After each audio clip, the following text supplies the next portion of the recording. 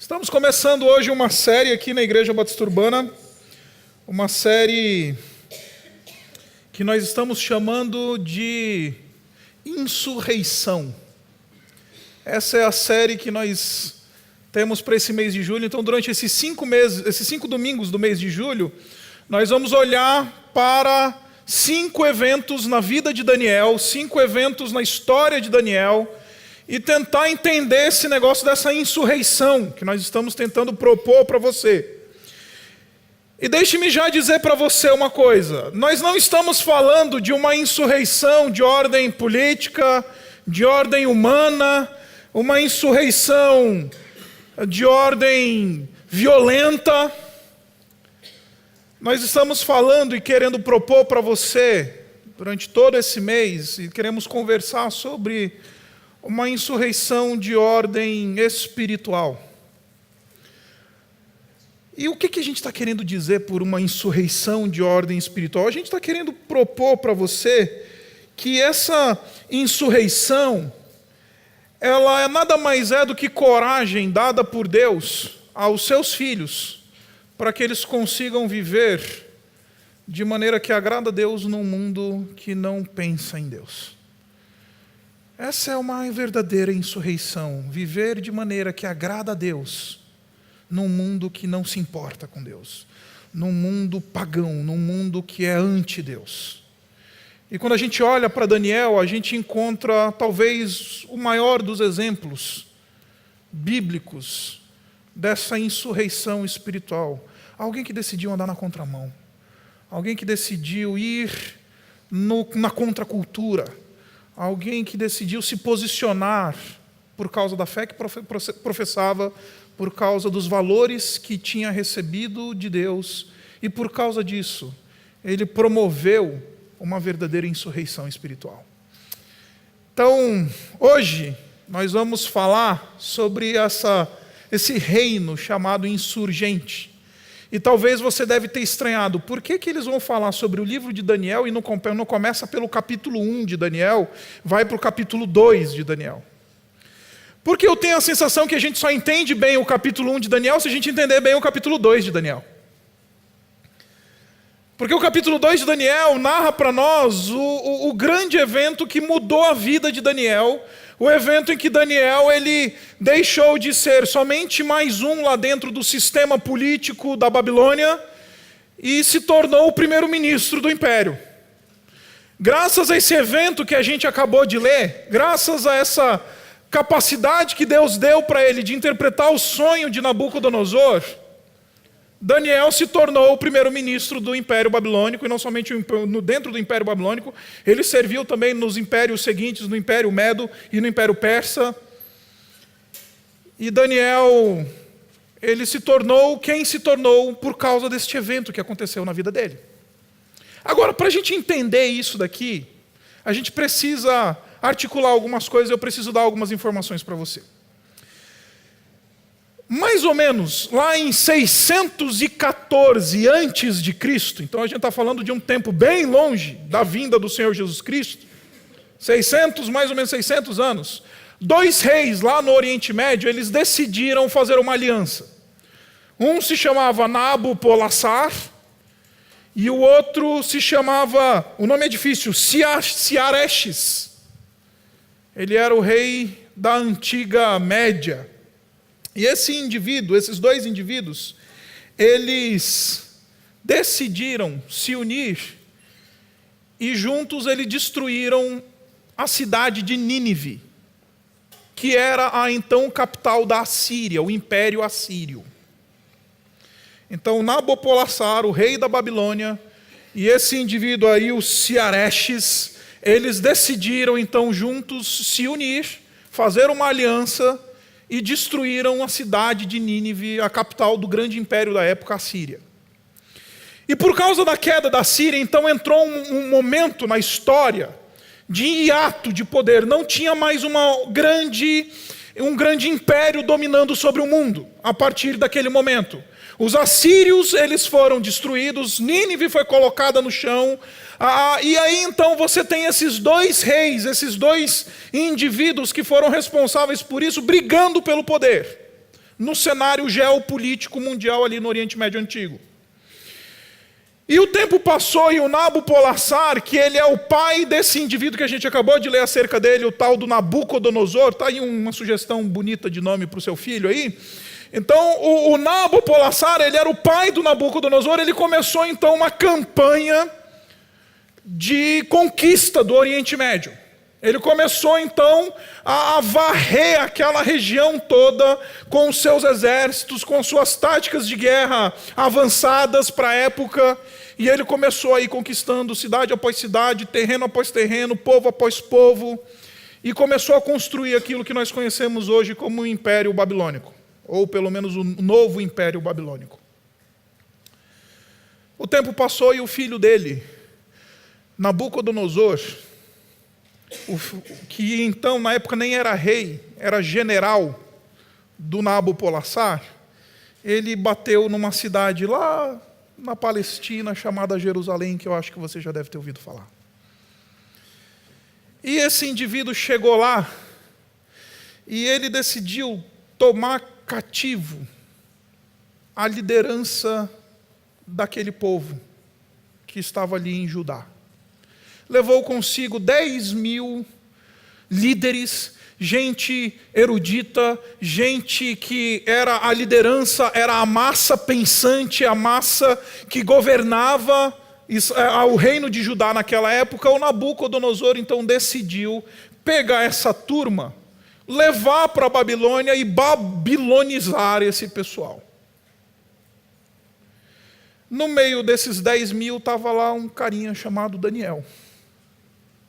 E o Daniel foi para a Babilônia. E chegou lá, ele entrou num processo de imersão cultural, religiosa, espiritual, linguística, babilônica. E lá dentro do meio começou a acontecer tudo isso que a gente lê, tanto no capítulo 1 quanto no capítulo 2. Agora, por que eu estou contando isso para você? Porque para a gente entender bem isso daqui que a gente está lendo, a gente precisa entender aquilo que a gente chama de modelo de colonização dos babilônicos. E deixa eu explicar para você, daqui a pouquinho vai ficar mais fácil, fica tranquilo.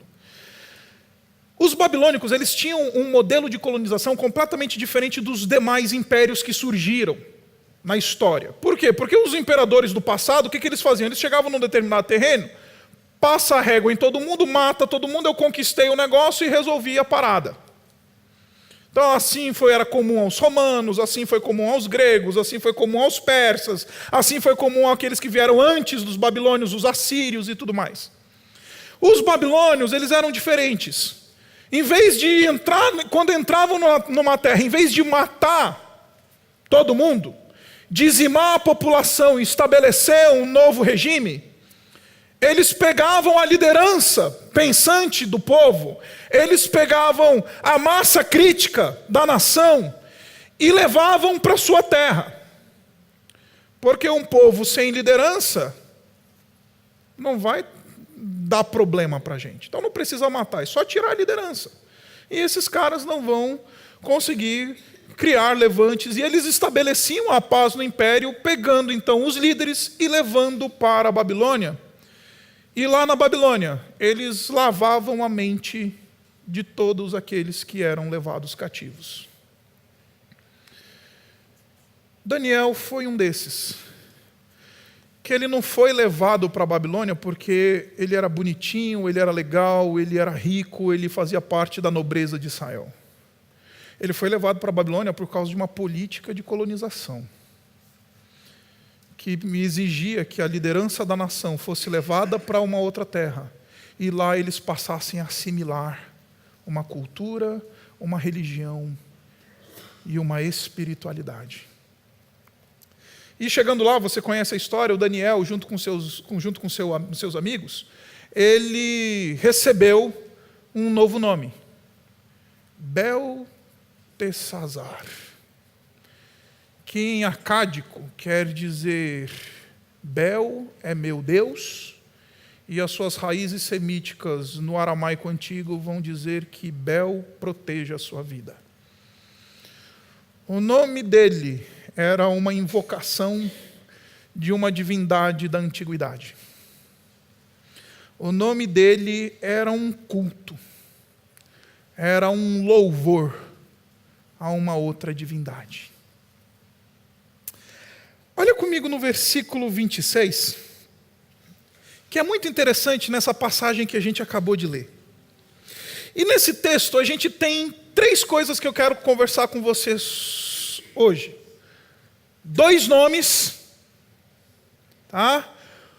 Uma estátua e uma rocha. Já dei os 3 pontos batistas para você. 2 nomes, uma estátua e uma rocha.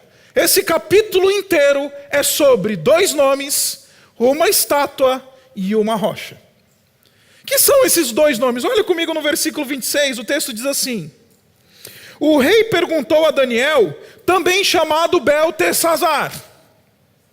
Daniel, ele lá na Babilônia, ele era conhecido, tinha recebido esse nome Beltesazar como essa tentativa de lavar a mente, lavar o coração de Daniel, expor ele a uma nova cultura, por isso ele recebeu esse novo nome. E ele era conhecido, chamado Beltesazar. Note que em momento nenhum aqui no texto, Daniel se opõe a isso. Daniel não chega e fala, olha, não me chama de Beltesazar. Daniel, em momento nenhum, renega esse nome, Beltesazar. Você já parou? Você pode ler o texto de capa a capa, aqui o capítulo 1, o capítulo 2, o capítulo 3, e em momento nenhum Daniel diz assim, olha, não me chama de Beltesazar. Não gosto desse nome não tem nada a ver comigo, esse nome não tem nada a ver com a minha religião, não quero esse nome para mim. Eu lembro que eu tinha um colega no seminário, que hoje ele é pastor, inclusive, e o nome dele era Alexander. Só que lá no seminário ele virou Mexerica. Porque ele era lá do interior de Minas Gerais, e ele, um belo de um dia, ele apareceu lá no seminário com um saco de 30 quilos de mexerica para compartilhar com os alunos. Pronto, virou Mexerica no seminário. E ele odiava esse nome. E aí a gente fazia as nossas piadinhas, porque ele falava para o pessoal, gente, não me chama de mexerica. Eu vou ser pastor, um dia já pensou, o pastor mexerica? Não dá, pastor mexerica ninguém respeita. Ele não gostava do nome. Aí, porque ele não gostava do nome, a gente chamava ele de mexerica fora da presença dele. Então era o amigo mix, o amigo primo cítrico da laranja. Enfim, a gente dava um jeito de falar o nome que ele não gostava. Daniel não fez isso, aparentemente. Daniel aceitou esse nome. Daniel aparentemente assumiu essa identidade que lhe foi proposta. E por mais chocante que eu estou propondo isso para você, deixe-me dizer uma coisa para você. Por que 2 nomes? A grande pergunta desse texto é por que Daniel tem 2 nomes? Qual que é o significado desses 2 nomes? E eu acho que para a gente entender esse negócio de 2 nomes que foram dados a Daniel, ou um segundo nome que foi dado a Daniel, eu queria convidar você para abrir lá em Jeremias no capítulo 29. Abra lá comigo lá em Jeremias no capítulo 29, porque lá em Jeremias 29 a gente aparentemente encontra aquilo que eu quero chamar de a planta baixa da identidade de Daniel. Tá? Então vem comigo, eu prometo que eu não vou me delongar muito aqui em Jeremias, porque afinal de contas a série é sobre Daniel, então a gente vai falar sobre Daniel, mas para entender isso, a gente precisa entender Jeremias capítulo 29, a partir do versículo 4 eu vou ler para você, ele diz assim, Jeremias 29, a partir do versículo 4, tá? Diz assim, assim diz o Senhor dos Exércitos, o Deus de Israel, a todos os exilados que deportei de Jerusalém para a Babilônia, construam casas e habitem nelas, plantem jardins e comam de seus frutos, casem-se e tenham filhos e filhas, escolham mulheres para casar com seus filhos e deem as suas filhas em casamento, para que também tenham filhos e filhas.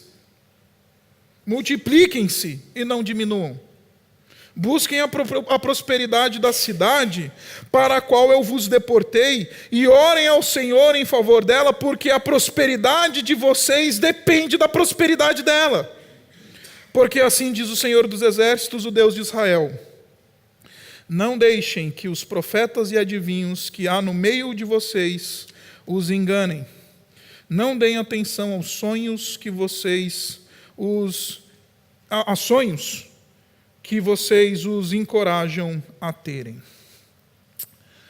Deixa eu explicar o que está acontecendo aqui. Jeremias, ele é mais ou menos um contemporâneo do período do povo que foi levado para o exílio. E lá, quando eles foram para o exílio, eles pararam numa cidadezinha ali na beira do rio Eufrates, chamada Nippur.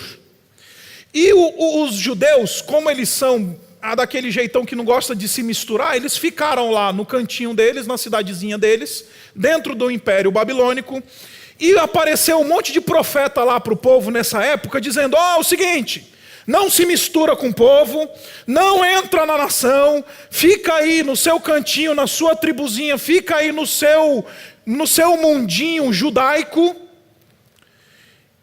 e não se mistura com esse povo. Não se misturem com essa gentalha, diziam os profetas, os falsos profetas no dia de Jeremias. Esse indivíduo, se você quiser olhar no capítulo 28 de Jeremias, era um cara chamado Hananias, um falso profeta que ficou dizendo isso: olha, Deus mandou me revelar, sabe aquela coisa do eis que te digo, irmão? Então, Deus me revelou que Deus vai acabar com esses babilônicos, então vocês não podem entrar nessa terra, vocês não podem se misturar com esse povo, vocês não têm que ter relação nenhuma com os babilônicos, porque Deus vai derrubar esse império e vocês vão ver de camarote aí da cidadezinha de vocês.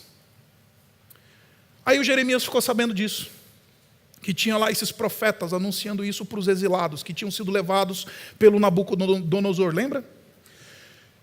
Aí o Jeremias então decide escrever uma carta para esse pessoal e diz isso: gente, não ouçam esses falsos profetas. A vontade de Deus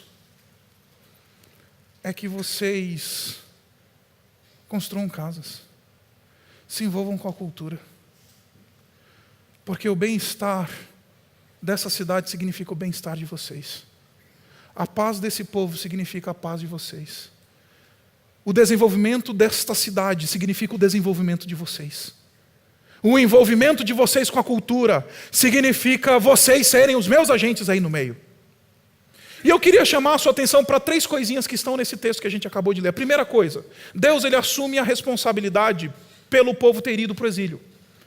Olha só o que diz o versículo 4. Assim diz o Senhor dos Exércitos, o Deus de Israel, a todos os exilados que deportei.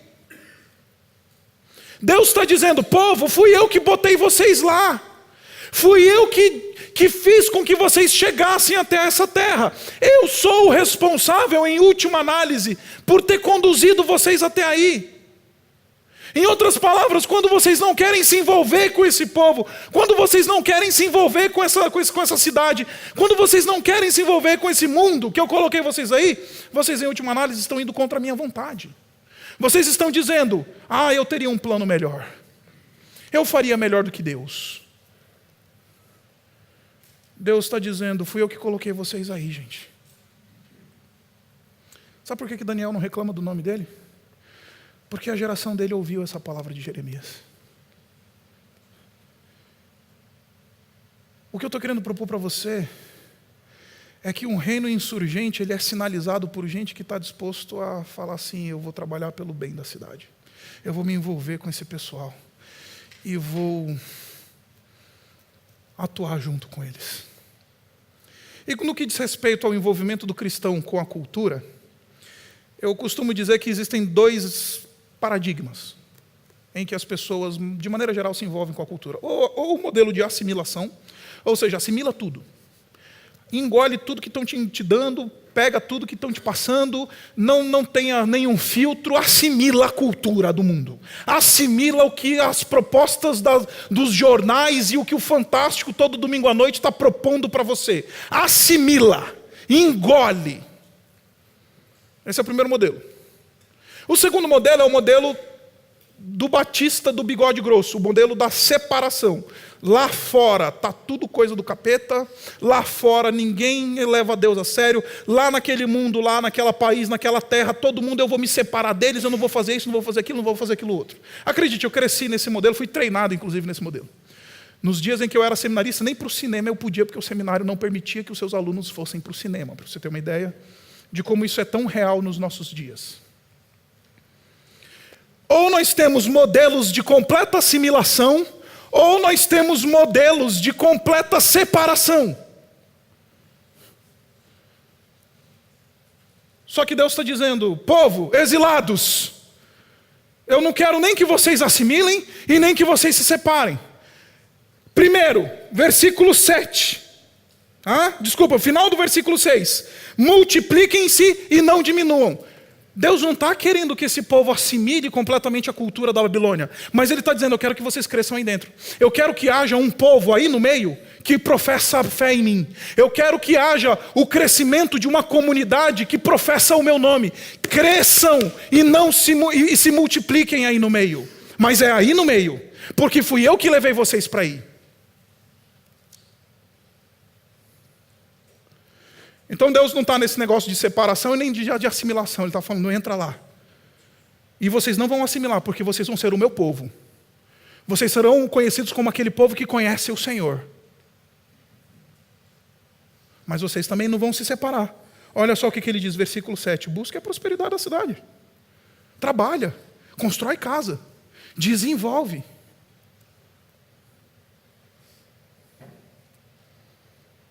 E acredite, 90% da igreja evangélica ou está no modelo de assimilação, engolindo tudo, se tornando cada vez mundana, mais mundana, ou está na completa separação, sem qualquer diálogo com a cultura fora. Deus está dizendo, vocês vão entrar lá porque foi eu que coloquei vocês aí. E lá dentro vocês vão crescer. Lá dentro eu quero que vocês se multipliquem. Lá dentro eu quero que haja um povo que professa o meu nome. Lá dentro.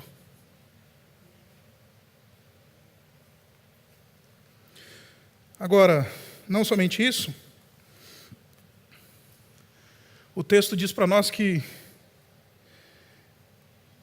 o versículo 8 diz assim, porque assim diz o Senhor dos exércitos, final do versículo 7, busquem a prosperidade da cidade, para a qual eu vos deportei, e orem ao Senhor em favor dela. A expressão paz aqui, ela é uma expressão que você conhece, que é muito famosa no meio evangélico, que é a expressão shalom. E shalom, na Bíblia, não é ausência de guerra, ausência de tribulação, ausência de problema, ausência de chefe que me enche o saco, ausência disso, ausência daquilo. Shalom não é isso na Bíblia. Shalom é exatamente o contrário. Não é uma questão de subtração, é uma questão de adição. Que o Senhor te dê tudo aquilo que você precisa para viver uma vida piedosa perto dEle. É abundância e não diminuição de problema. Shalom é isso. Busquem a paz. Em outras palavras busquem o shalom dessa cidade. Que essa cidade tenha tudo que ela precisa. E que as pessoas dessa cidade tenham tudo que elas precisam para poder conhecer o Deus verdadeiro e andar com o Deus verdadeiro. Isso é buscar o shalom da cidade. E aí o texto ele diz para nós uma coisa que eu acho sensacional. Porque a prosperidade de vocês depende da prosperidade dela.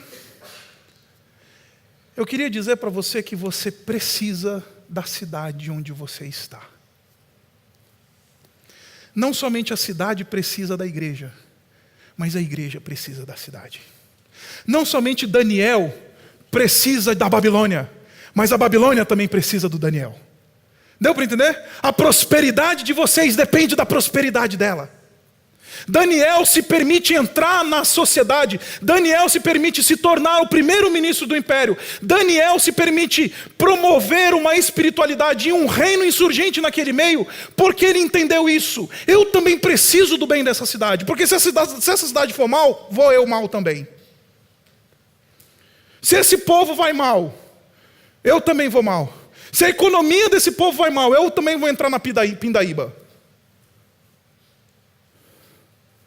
A prosperidade de vocês depende da prosperidade dela. Você já percebeu como a gente rejeita tanto a cultura e fala assim: eu não quero nem saber da cidade, eu quero saber do meu dinheiro, eu quero saber das minhas coisas. E a gente se esquece que do mesmo jeito que a igreja, a cidade precisa muito da igreja. Acredite, a igreja precisa da cidade. A igreja precisa profundamente da cidade. Você precisa do seu contexto social. Você precisa do seu ambiente universitário. Você precisa da sua empresa, do seu trabalho. Você precisa de tudo isso. Não somente eles precisam de você. Isso daí acaba com os nossos paradigmas preconceituosos para com a cidade e com o mundo. Agora volte para Daniel. O texto nos diz que Daniel ele era um dos sábios. O texto nos diz que Daniel ele era um desses indivíduos que faziam parte do governo da Babilônia. Ele ainda não era o primeiro-ministro, mas ele fazia parte desse grupo de sábios, de magos, de adivinhos dessa terra. E como é que você acha que Daniel arrumou esse emprego lá dentro? Como é que você acha que Daniel arrumou esse emprego lá dentro, sendo se tornar um sábio da Babilônia? Estudando teologia no seminário bíblico? Daniel teve que estudar a cultura da Babilônia, teve que aprender lá as mandingas dos caras, teve que aprender e se envolver com a cultura de mágica e de coisas daquele povo, para ter esse emprego que ele tinha. Ele precisou conversar com os caras, entrar na cultura, se meter no negócio, saber como é que funcionam os procedimentos. Agora, note que em momento nenhum ele negligencia ou vai negar sua fé. Ele continua sendo alguém que professa profundamente fé no Senhor, mas vai lá. E é um dos sábios do sistema babilônico. PhD em cultura babilônica. Estudou, se envolveu, entrou. Então, quando eu comecei esse ponto dizendo para você, sabe por que Daniel aceitou esse nome? Beltesazar? Porque para Daniel era mais importante o que ele tinha para fazer como agente de Deus no meio daquele povo do que o nome que ele ia ter lá dentro. Para Daniel era mais importante a sua ação lá dentro do que a sua reputação lá dentro. Para Daniel era mais importante estar em contato com aquela cultura para fazer diferença do que ficar na sua asepsia religiosa. Daniel aceita 2 nomes. Um reino insurgente é um reino promovido por gente que tem 2 nomes. É um reino de gente que fala: eu vou entrar aí dentro. Um reino insurgente, ele é sinalizado por gente que tem coragem de assumir um outro nome. Não fica barganhando as suas asepsias religiosas. Se Daniel fosse um religioso daquele do bigode grosso, ele ia ser o meu amigo mexerica. Não me chame de Beltesazar. Não aceito este nome. Eu sou baptista.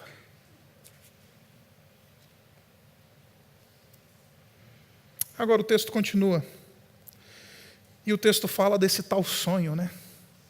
Dessa tal estátua que tem cabeça de ouro, peitoral e braços de prata, ventre e coxa de bronze, pernas de ferro e pés de barro e de ferro.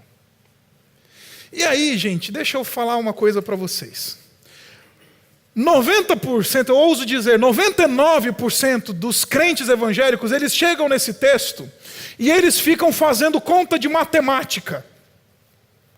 Eles ficam falando, tá vendo? Está aqui a escatologia, o final dos tempos. Porque a cabeça de ouro é a Babilônia. O peito de prata e os braços de prata é o Império Medo-Persa que veio em seguida. O ventre e as coxas de bronze são os gregos, é Alexandre o Grande. A perna de ferro é Roma. E a perna lá, o pé de ferro e de barro é o Império Romano dividido.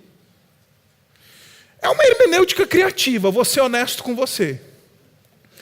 Mas eu confesso para você que eu acho que esse não é o melhor jeito de ler esse texto. Porque, note, este sonho, ele é algo profundamente perturbador àquele que sonha. Nabucodonosor, ele tem este sonho, e ele não está muito preocupado com quem vem depois dele, ele não está muito preocupado com os gregos depois, ele não está muito preocupado com o Império Romano. Ele chama os sábios, o grupo lá ao qual Daniel participava e fazia parte, e fala assim: amigão, eu estou tão perturbado com isso, eu estou tão angustiado com esse sonho que eu estou tendo, que é o seguinte: se vocês não interpretarem, eu vou matar vocês todos. Você já teve um sonho que te tirou o sono? Que te fez ficar profundamente angustiado?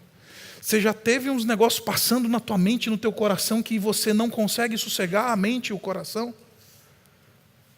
Eu imagino que já. E eu acho que a melhor maneira de ler esse texto é que este sonho, em última análise, ele é o espelho da alma deste homem, Nabucodonosor. Essa estátua, em última análise, nada mais é do que a sua ambição de construção de um reino pessoal. Se você for no capítulo 3, que é o sermão que a gente vai ver no domingo que vem, você vai descobrir que o Nabucodonosor construiu exatamente uma estátua, como essa, que ele está sonhando com ela. Ele quer construir o seu império.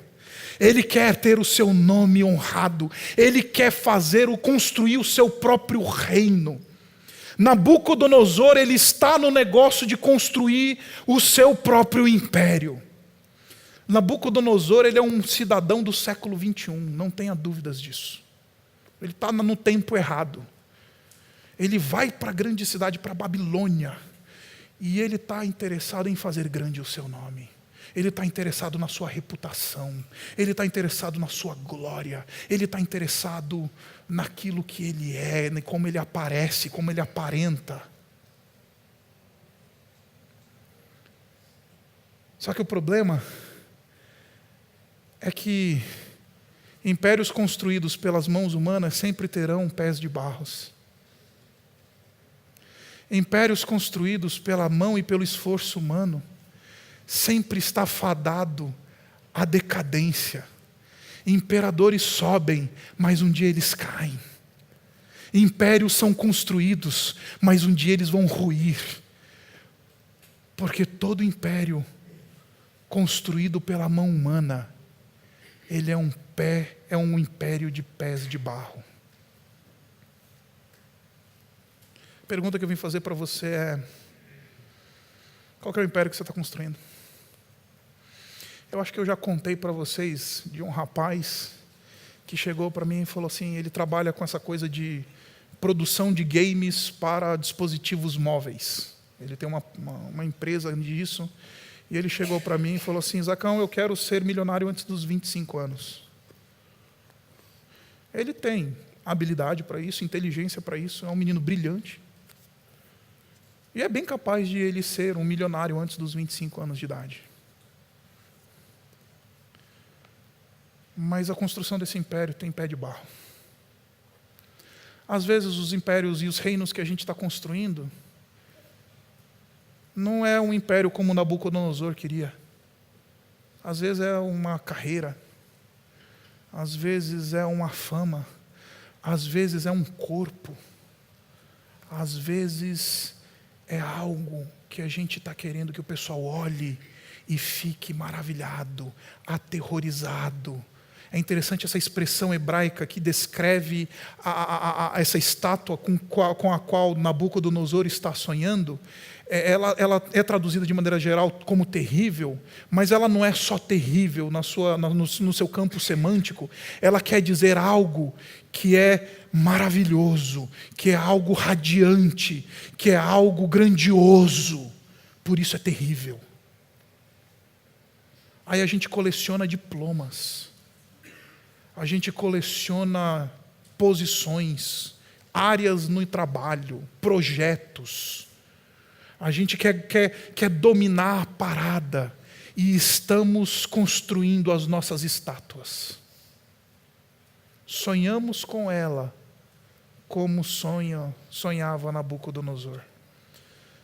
Só que, como eu disse para você, os nossos reinos humanos, eles têm pés de barro. E vem uma rocha. Não precisa ser muito grande, não precisa ser enorme. Bate no pé e derruba. Deixa eu dizer para você, meu querido, quando nós não estamos preocupados no reino de Deus, estamos preocupados com o reino nosso, dos homens. Estamos construindo um reino e um império de pés de barro. É por isso que Nabucodonosor não dorme com esse sonho. Ele está profundamente angustiado porque ele sabe que a sua posição, por mais alta que seja, é escorregadia. O indivíduo que vive para o trabalho e para o mercado financeiro, ele morre de medo que a bolsa caia. A menina que está querendo construir a sua reputação na sua aparência, morre de medo do espelho. Porque os seus pés são de barro. Então, mais do que esse texto ficar falando dos reinos, e de novo, não é ilegítimo interpretar o texto assim. Nos parece que esse texto está revelando uma angústia e algo do coração de Nabucodonosor que tem a ver comigo e com você. Nós estamos mais interessados em construir impérios de barro do que nos envolver com o reino de Deus. E esses impérios de barro, eles são profundamente frágeis e vulneráveis. Um dia a beleza passa, um dia o dinheiro acaba, um dia a carreira termina, um dia o diploma não tem mais a sua glória, um dia o carro quebra, um dia as coisas vão. Porque todo império humano, todo reino humano, porque é construído por mãos de homens, ele é fraco. Os seus pés são de barro. Uma estátua, 2 nomes e uma rocha.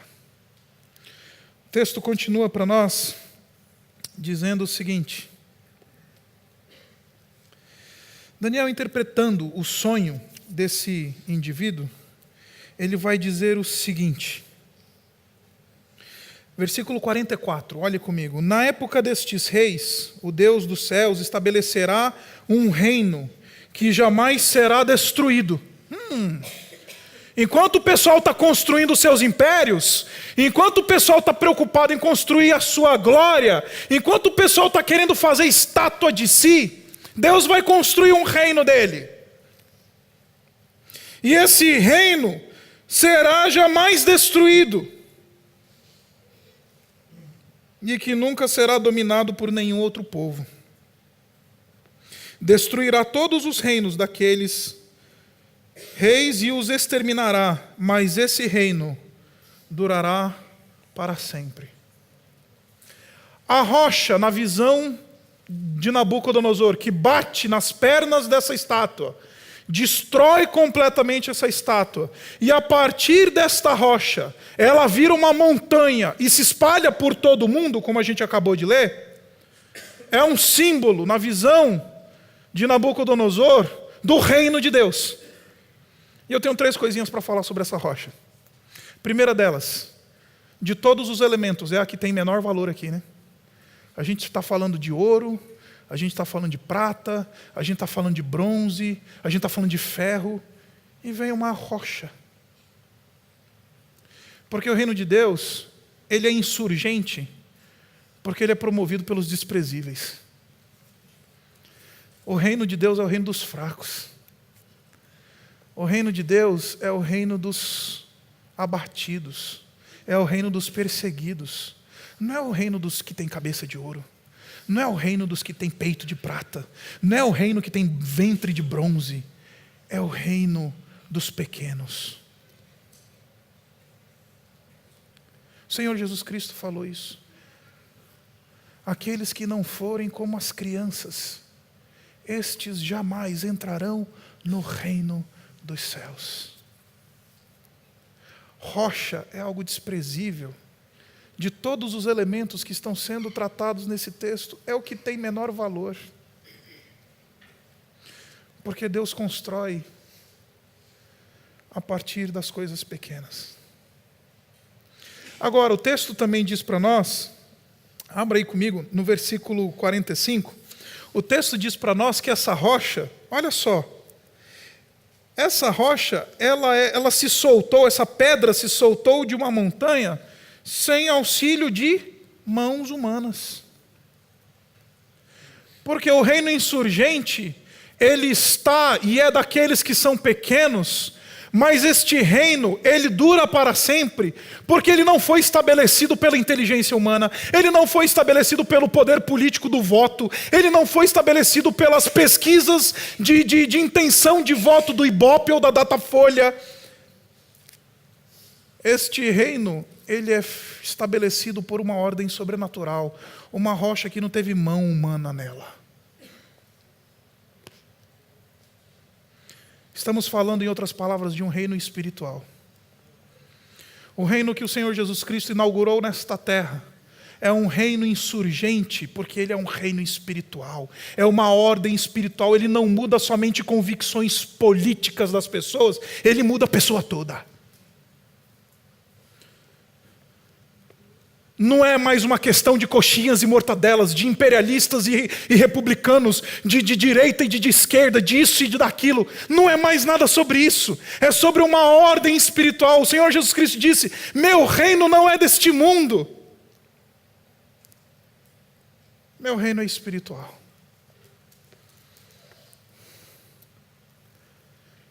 Então a gente não vai fazer o Brasil de Jesus elegendo um presidente crente, que Deus nos livre de um presidente crente. A gente não vai ganhar o mundo para Jesus tendo um presidente Trump na grande potência cristão, porque este reino é estabelecido sem mãos humanas. E eu fico honestamente um tanto injuriado com aqueles indivíduos que falam por aí que eles têm ministérios, que o fim do ministério é estabelecer o reino de Deus na terra. Já viu? Esse pessoal que diz assim: qual que é o fim do seu ministério? Não, estamos interessados em estabelecer o reino de Deus na terra. Cala tua boca, animal, você não sabe o que você está falando. O reino de Deus foi estabelecido na cruz. Homem não estabelece o reino de Cristo. O reino de Cristo não pede mãos humanas, não exige mãos humanas, não é estabelecido pelo voto, pelo poder humano, pela intenção humana. Ai, vamos estabelecer o reino. Irmãos, a igreja no máximo sinaliza esse reino. No máximo é embaixada desse reino, mas nunca estabelece, finca a bandeira desse reino. Porque quem ficou a bandeira deste reino foi Cristo na cruz. Quem estabelece o reino de Cristo não é os ministérios gospel de louvorzão. Quem estabelece o reino de Cristo é Cristo.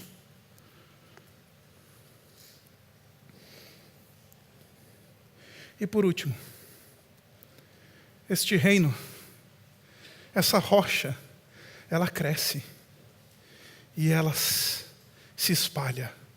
Ela cria uma montanha e se espalha por toda a terra. Porque este reino insurgente, Ele é um reino que ele anda progressivamente. Existe um processo. Ninguém vai do dia para a noite converter o mundo.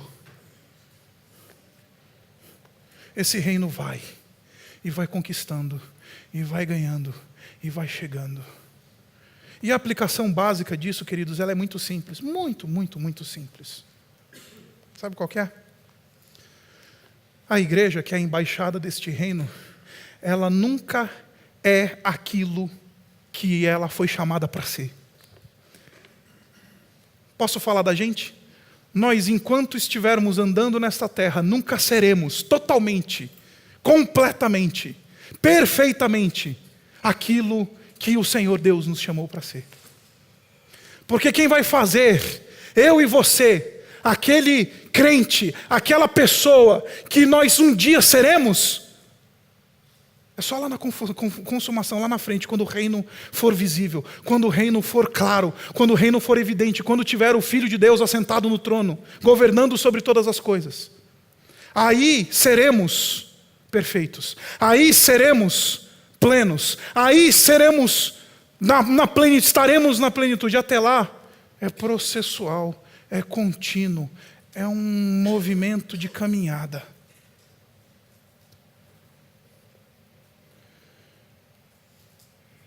E isso que é o lindo do Evangelho. O lindo do Evangelho é que não é uma questão de ser perfeito, porque a gente só vai ser lá no final, quando o Senhor Jesus Cristo nos der corpos glorificados no dia da ressurreição. É uma questão de integridade, de honestidade, de caminhada, reconhecendo que somos totalmente dependentes de Deus. Então, eu vim aqui essa noite com esse terceiro pontinho dizer para você: tira essa pompa de crente perfeito, porque nós nunca seremos aquilo que seremos quando o Senhor Jesus Cristo se manifestar, quando o reino for manifesto. Nunca. Tira essa pompa de ser bonitinho, limpinho, porque você não é, eu não sou. Assim como o reino é progressivo, a obra de Cristo é progressiva. Quando Paulo ora pelos filipenses, ele diz: aquele que começou a boa obra em vós, ele há de cumpri-la, hoje, até o dia de Cristo. Processual. Então esse reino insurgente é um reino sinalizado e promovido por gente que tem dois nomes. Esse reino insurgente é um reino que ele pertence àqueles que não estão interessados nas suas estátuas de ouro, mas é o reino daqueles que falaram: eu sou pequeno. Esse reino insurgente é um reino que anda progressivamente com base na graça do Senhor Jesus Cristo, com base na vitória da cruz e não com base nos nossos méritos de ordem pessoal. Abaixe sua cabeça.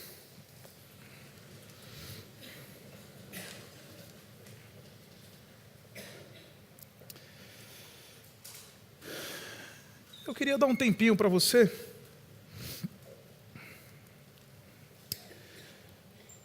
ponderar algumas coisas que você ouviu aqui. A primeira delas é: Senhor, o quanto eu tenho sido Daniel, o quanto eu estou disposto a desejar o bem da cidade, entrar na cultura, assumir dois nomes, ser um cidadão dos céus enquanto anda na terra. Me ajuda a ser isso. Me ajuda a ser este indivíduo que anda neste mundo, como Daniel andava. O promotor de um reino insurgente. Senhor, me ajuda a estar mais preocupado com o teu reino do que com os meus impérios pessoais. Me ajuda a dizer: venha o teu reino, seja feita a tua vontade. e não os meus interesses, a minha carreira, os meus desejos. Senhor, me faz pequeno, porque eu quero fazer parte deste reino dos pequenos, que são rochinhas, que são desprezíveis.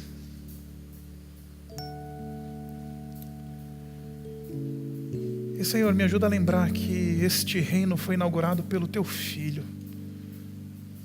Não vai ser força humana que vai fazer ele ir à frente, adiante. Vai ser o Teu poder. Não vai ser interesse humano. Me ajuda a lembrar que eu estou num processo. Que esse reino insurgente, ele está produzindo um processo na minha vida de condução à imagem do Senhor Jesus Cristo. E Senhor, como um súdito deste reino insurgente, faz de mim alguém que age de maneira profunda para a glória do Teu nome, para a expansão do Teu reino,